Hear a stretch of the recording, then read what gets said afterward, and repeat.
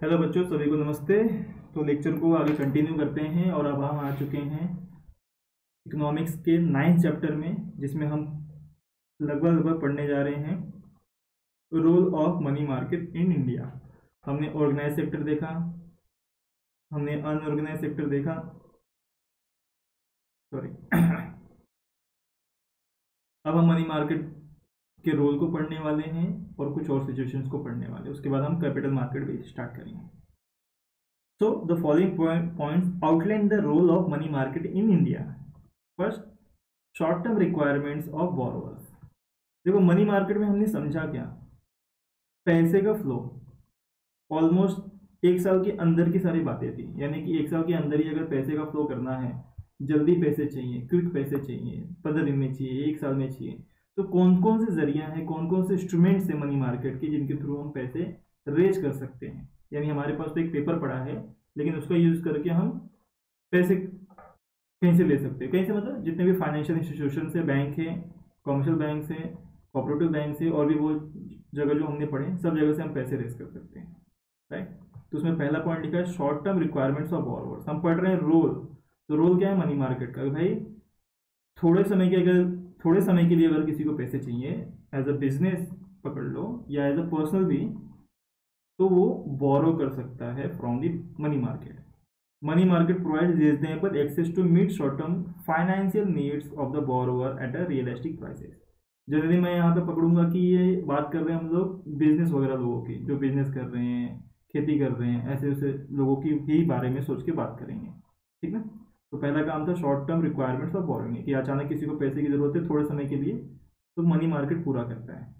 Second है liquidity management. Money market is a dynamic market. It facilitate better management of liquidity and money in the economy by monetary authorities. This in turn lead to economic stability and development of country. कह रहे भैया money market की वजह से economic stability आती है और country का डेवलपमेंट भी होता है। क्यों? क्योंकि शॉर्ट टर्म के लिए, यहाँ देखा ना, शॉर्ट टर्म रिक्वायरमेंट जब बोरोवर की फुलफिल होगी, यानी अगर हम देखें जैसे इंडिया में, तो इंडिया में छोटे बिजनेसमैन बहुत ज़्यादा हैं। बड़े बिजनेसमैन आप कितने ज़्यादा नाम सुनते हो? 10, 20, 30, 40 यही होंगे। लेकिन छोटे बिजनेस करने वाले कितने सारे लोग हैं, वो सबको पैसे की ज़रूरत पड़ती है। 5 दिन के लिए, 10 दिन के लिए, 1 महीने के लिए, 2 महीने के लिए, सबको पड़ती है। तो छोटे बिजनेसमैन कितने सारे, लाखों बिजनेसमैन इंडिया में हैं जो काम कर रहे हैं, छोटे छोटे, 1 करोड़ वाले, 50 लाख वाले, 20 लाख वाले, 10 लाख वाले, 5 लाख वाले। तो इतने सारे लोगों को मैनेज करना आसान काम नहीं है। तो मनी मार्केट क्या करता है? वो लिक्विडिटी मैनेजमेंट प्रोवाइड करता है, जिसके अंदर ये लोग शॉर्ट टर्म बोरोइंग लेकर अपने बिजनेस को, अपने चीज़ों को चला पाते हैं। और इन छोटे छोटे बिजनेसमैनों की ही वजह से इकोनॉमिक स्टेबिलिटी है और इकोनॉमिक कंट्री का डेवलपमेंट भी हो रहा है। ये सच है। जो बड़े 10-15 बिजनेसमैन हैं, रिलायंस, टाटा, अडानी, अंबानी, ये तो लोग हैं, लेकिन उनसे कहीं ज़्यादा छोटे छोटे बिजनेसमैन हैं जिनकी वजह से देश चलता है। नेक्स्ट है आगे portfolio management. Money market deals with different types of financial instruments that are designed to suit the risk and return preferences in of the investors. Yes, portfolio management अभी हमने थोड़ी देर पहले देखा ऊपर पिछले लेक्चर में कि मनी मार्केट इंस्ट्रूमेंट बहुत सारे हैं। Commercial bills, commercial papers, treasury bills, right. और क्या था, जैसे मैंने बिल्स ऑफ एक्सचेंज बताया। तो ये सब कुछ इंस्ट्रूमेंट्स हैं जिनका इस्तेमाल करके हम क्या कर सकते हैं, जितने भी पैसे चाहिए वो मनी मार्केट से हम ले सकते हैं as a short term. This enables the investor to hold a portfolio of different financial assets which in turn helps in minimising risk and maximum return. ठीक है, वही बात लिखी है। आगे है equilibrating mechanism. Through rational allocation of resources and mobilisation of saving into investment channels, money market helps to establish equilibrium between the demand for and short term fund. इसको कुछ इस तरह से समझ सकते हो, जैसे शुरू में लिखा है, through rational allocation of resources and mobilisation of saving and investment channels. Money market, पैसे की बात हो रही है यहाँ पे, मनी की। लोग अपनी सेविंग्स जैसे बैंक में जमा करते हैं, बैंक वाले उन्हीं पैसे का इस्तेमाल करके मनी मार्केट में फ्लो करते हैं पैसे, जिसमें वो कॉमर्शियल पेपर बिल्स के अगेंस्ट में पैसे देते हैं, कॉमर्शियल पेपर्स के अगेंस्ट में पैसे देते हैं, ट्रेजरी बिल्स के अगेंस्ट में पैसे देते हैं, कॉल मनी और नोटिस मनी के जरिए पैसे देते हैं। कहने का मतलब है कि एक तरह का कनेक्शन है जो एक जगह से फ्लो हो रहा है। हम आम पब्लिक बैंक में जाके पैसा जमा करते हैं, बैंक वाले उसी पैसे को फिर किस किस फ्लो में देते हैं, इस फ्लो में, commercial bank, commercial bills, commercial papers, treasury bills, call money, notice money, इन सब के थ्रू। तो क्या हो रहा है, पैसा जो है मार्केट में एक तरह से फ्लो हो रहा है। Money market helps to establish equilibrium between demand and for the supply of short term fund. Market में डिमांड है, हमें पैसे चाहिए, तो उसको कौन पूरा कर रहा है, मनी मार्केट, राइट। जैसे हम अपना पैसा जमा करें तो उन्हें कौन लेता है, जिनको जरूरत है वो मांगते हैं और वो लेके जाते हैं। कॉमर्शियल पेपर्स के अगेंस्ट, कॉमर्शियल बिल्स के अगेंस्ट, नोटिस मनी के अगेंस्ट, कॉल मनी के against, right. Financial requirement of the government, right. Money market help the, बहुत सिंपल भाषा में लिखा है कि गवर्नमेंट की भी फाइनेंशियल रिक्वायरमेंट मनी मार्केट पूरा करता है। Government to fulfil its short term financial requirement on the basis of treasury bills. देखो एक और चीज पता चली क्या, कि ट्रेजरी बिल्स हमने पढ़ा कि आरबीआई गवर्नमेंट के बिहाफ में इशू करती है। चलो मैं लेके चलता हूँ, हाँ यहाँ यही था। They are the short term instrument issued by the RBI on behalf of the government to meet the temporary liquidity shortfall. तो गवर्नमेंट को जब भी थोड़े से पैसे की जरूरत पड़ती है तो आरबीआई बीच में आती है और वो गवर्नमेंट की तरफ से ट्रेजरी बिल यानी गवर्नमेंट डॉक्यूमेंट इशू करती है और लोग उसको खरीदते हैं। तो लोग क्या करते हैं, फिर पैसे देते हैं आरबीआई को, जो गवर्नमेंट के पास जाता है। हो सकता है लाइक मेट्रो बन रहा है, सड़कें बन रही है, मैंने बताया था इसके पहले भी आपको, मेट्रो, सड़कें, ऐसे बहुत सारे कामों के लिए गवर्नमेंट आम जनता से भी पैसे लेती है, जिसे गवर्नमेंट सिक्योरिटी या ट्रेजरी बिल्स कहा जाता है, ठीक है, जो आरबीआई के थ्रू जाता है। क्योंकि गवर्नमेंट का पैसा कौन इस्तेमाल करता है, हैंडल करता है, आरबीआई करती है। हमने पढ़ा था banker to the government RBI के फंक्शन में, राइट। सिक्स्थ है implementation of monetary policy. Yes, monetary policy is implemented by the central bank. हमने पढ़ा आरबीआई क्या करती है, ये मॉनेटरी पॉलिसी बनाती है, यानी पैसे का फ्लो ये डिसाइड करती है। It aims and managing the quantity of money in order to meet the requirement of different sectors of the economy and to increase the pace of economic growth. तो RBI decide करती है कि market में कितना पैसा flow होगा, कितना वो होल्ड कर लेगी। ट्रेजरी बिल इशू करने से ये होता है कि मार्केट का पैसा आरबीआई के पास आता है। गवर्नमेंट सिक्योरिटी भी इशू करने से सेम चीज होती है। और फिर जब आरबीआई यही ट्रेजरी बिल्स वापस से ले लेती है या गवर्नमेंट सिक्योरिटी वापस से लेती है तो मार्केट में फिर से पैसा फ्लो, ठीक है। A well developed money market ensures successful implementation of the monetary policy. It guides the central bank in developing an appropriate interest policies. कहने का मतलब है मनी मार्केट आरबीआई को गाइड करता है कि किस तरह का हमें पॉलिसीज बनाना चाहिए, यानी बैंकिंग तरीके क्या होने चाहिए, इंटरेस्ट रेट्स क्या होने चाहिए, लोन किस तरह से प्रोसेस में जाना चाहिए, ठीक है। Economises the use of cash. Money market deals with the various financial instruments. हमने पहले ही पढ़ा मनी मार्केट किसके साथ डील करता है, वेरियस फाइनेंशियल इंस्ट्रूमेंट्स, यानी commercial bills, commercial papers, treasury bills, government security, call money, notice money, that are close substitute of money. कह रहा है भाई एक तरह से ये पैसे की तरह ही काम करते हैं, भले ये पेपर्स हैं सारे, एक तरह के डॉक्यूमेंट्स हैं, लेकिन फिर भी किस तरह काम करते हैं, पैसे की तरह। क्योंकि इन चीज़ों को देखकर हम बैंक से पैसे ले सकते हैं, या फाइनेंशियल इंस्टीट्यूट जितने भी संस्थाएं हैं बैंकिंग तरीके की, उन सबसे पैसे हम रेज कर सकते हैं 15 दिन के लिए, 1 महीने के लिए, 1 साल के लिए, जब जो भी क्राइटेरिया बनता है इन इंस्ट्रूमेंट्स के हिसाब से। तो एक तरह का क्या ये पैसा ही है, लेकिन इन फॉर्म ऑफ डॉक्यूमेंट्स, वही कह रहा है। And not actually money, actually money तो नहीं है, लेकिन एक तरह का पैसा ही, एक तरह से जैसा है, पैसे जैसा है। Thus it economizes the use of cash, और इसीलिए हमें इजिली कैश अवेलेबल हो जाता है, ठीक है ना। अब जैसे ये जाके बैंक में दूंगा मैं ये जैकेट, या ये क्या बोलेंगे इसे, जैकेट ही बोलेंगे, तो बैंक कुछ नहीं देगी इसका, क्योंकि बैंक के लिए कोई वैल्यूएबल नहीं है, ना इसके लिए कोई आरबीआई के नियम है, ना चीज़ें हैं, जीरो है। लेकिन वही कोई मैं गवर्नमेंट सिक्योरिटी ले जाके देता हूँ, शेयर्स ले जाके देता हूँ, ठीक है, कॉमर्शियल पेपर्स, कॉमर्शियल बिल, कुछ भी ऐसा ले जाके देता हूँ जो उनके हिसाब से सही है तो पैसे देंगे। Economy growth of commerce industry and trade, yes money market facilitate discounting bills of exchange, देखो यहाँ पे आ भी गया, to local and international traders who are in urgent need of short term fund, yes. जब बिल्स ऑफ एक्सचेंज डिस्काउंट किया जाता है, बिल्स ऑफ एक्सचेंज क्या होता है कि उन्होंने किसी को सामान बेचा है तो उन दोनों के बीच का एक प्रूफ होता है कि वो इंसान इतने दिन के बाद आकर पैसे देगा।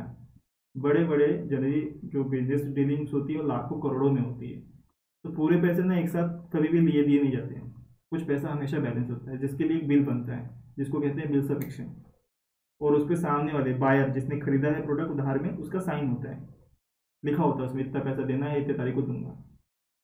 मान लेते हो 3 महीने बाद देने वाला है, लेकिन मुझे अभी पैसे की ज़रूरत है क्योंकि मैं मैन्युफैक्चरर हूँ, मुझे प्रोडक्ट बनाना है, रॉ मटेरियल खरीदना है, कंपनी में सैलरी देनी है, कुछ भी इशू हो सकता है और पैसे की कमी है और मेरा पैसा कहीं अटका हुआ है, और अटका हुआ इन से मैं ज़बरदस्ती मांग भी नहीं सकता क्योंकि वो उसने खुद कहा है 3 महीने बाद देगा, साइन है उसका, तो उससे पहले भी नहीं मांग सकता। मैं क्या करूँगा, वही बिल ले जाके बैंक को दे दूंगा कि सर ये 3 महीने बाद ये इंसान 1 करोड़ रुपये देने वाला है, एक काम करना आप ले लेना 1 करोड़ रुपये जाकर, मुझे अभी फिलहाल पैसे चाहिए। तो बैंक आपको पूरा 1 करोड़ नहीं देगी, ये भी क्वेश्चन होना चाहिए दिमाग में कि यार बैंक मुझे पैसे देके उससे पैसे लेगी तो बैंक क्यों करेगी ये सब, तो बैंक उसमें से कुछ पैसा काट लेती है, यानी 1 करोड़ में मान लो कि वो कुछ 1000 रुपये काट लेगी या लाख रुपये काट लेगी, तो 99 लाख आपको दे देगी, यानी 99 लाख आपको दे दिया, और जब टाइम आएगा 3 महीने बाद तो बैंक जाएगी उस इंसान के पास जिसको पैसे देने थे मुझे, उससे 1 करोड़ लेगी टोटल, तो बैंक को कितना फायदा होगा, 1 लाख। मैं एक मोटा मोटी मतलब एक एवरेज बता रहा हूँ कि ऐसा है, जो भी उनका परसेंटेज होता है बैंक उस हिसाब से लेती है, ठीक है। चलो ठीक है, तो इस हिसाब से हमने कंप्लीट कर दिया क्या,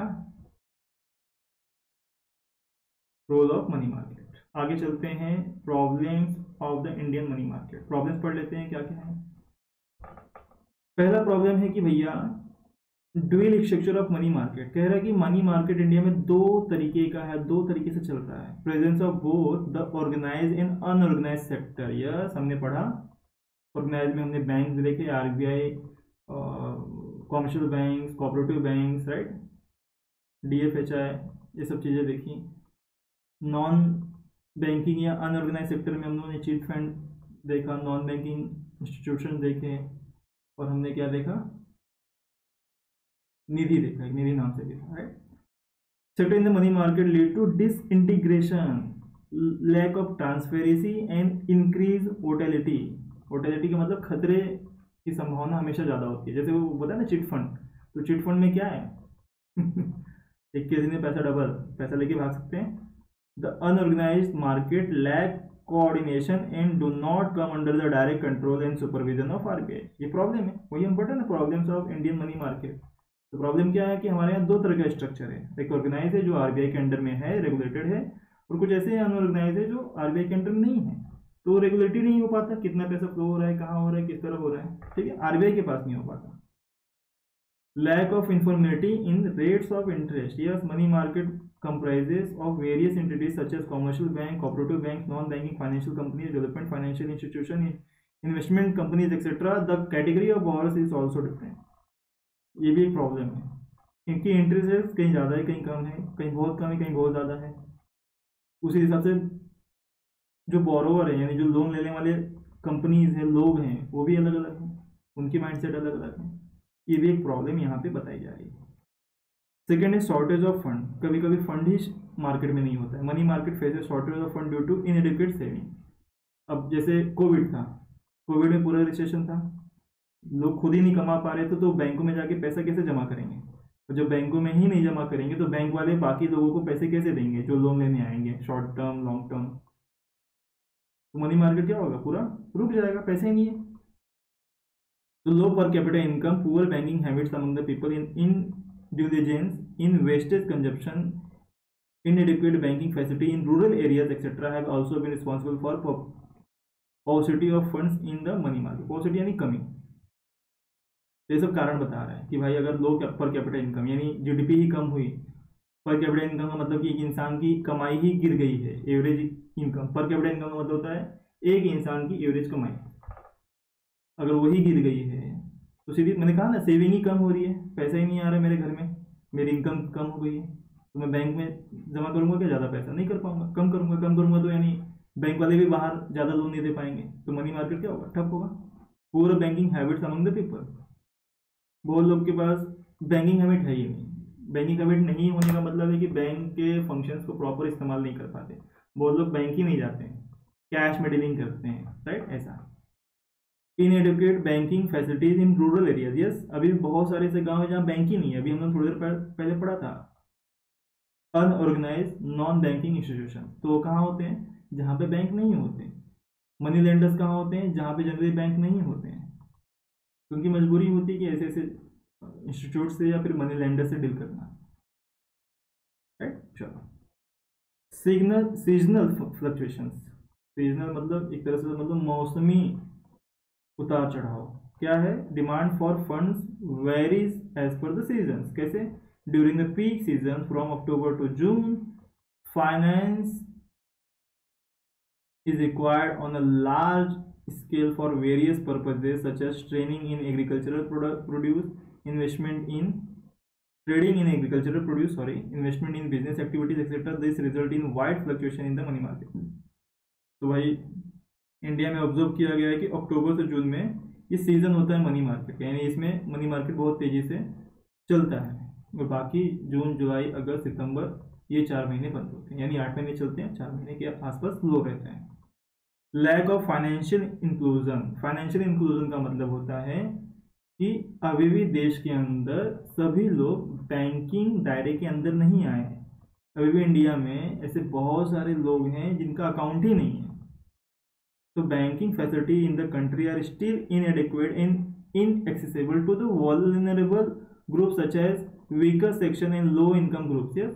अब जिनकी इनकम ही 100 रुपये हो, क्या बैंक में जाके जमा करेंगे, दिन भर का 50 रुपये कमाते हैं, 100-200 कमाते हैं, नहीं जाते हो बैंक, तो बैंकिंग स्ट्रक्चर के अंदर ही नहीं आते हैं। जब बैंकिंग स्ट्रक्चर के अंदर ही नहीं आते तो रेगुलेट कैसे हो पाएंगे, वो 100-200 जो भी कमा रहे हो मनी मार्केट में कैसे फ्लो होगा, बिल्कुल फ्लो नहीं हो पाएगा।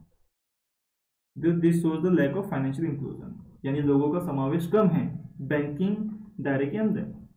अब जिनका अकाउंट ही नहीं हो कैसे दायरा, और जिनका अकाउंट है और लेकिन पैसे जमा नहीं कर रहे तो वो भी दायरे से बाहर है। डिले इन टेक्नोलॉजिकल अपग्रेडेशन, क्या लिखा है, use of advance technology is a pre requisite for a development in smooth functioning of financial market. Delay in upgradation of technology hampers the working of the money market. कह रहे भाई money market में भी अच्छी technology का इस्तेमाल करना बहुत ज़रूरी है, लाइक इंटरनेट, वेबसाइट्स, ठीक है, ऑनलाइन सर्विसेज जो भी है। कुछ रिफॉर्म्स हुए हैं introduce in the money market, सिर्फ पढ़ेंगे हम, ज़्यादा ये नहीं है। ये लिखा है कि भाई कुछ चीज़ें लाई गई हैं, चेंज की गई हैं मनी मार्केट में। पहला है introduction of new instruments such as treasury bills of varying maturity periods, commercial paper, certificate of deposit, money market mutual funds etcetera.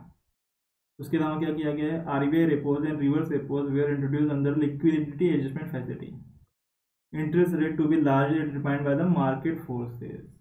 तो ये सब कुछ न्यू रिफॉर्म्स हैं मनी मार्केट में जो हुए हैं। National electronic fund transfer, NEFT, तो जो बिजनेस के बारे में थोड़ा भी जानता है वो समझता होगा, पैसा ट्रांसफर करना, एनईएफटी यानी एक बैंक से दूसरे बैंक में।